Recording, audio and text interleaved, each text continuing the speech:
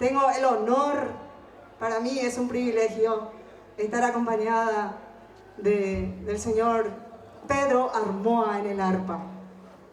Y también el grande Eder Chaparro, y quien les habla, Lourdes del Valle. En el bajo tenemos a Pedro Espínola. Un fuerte aplauso para ellos.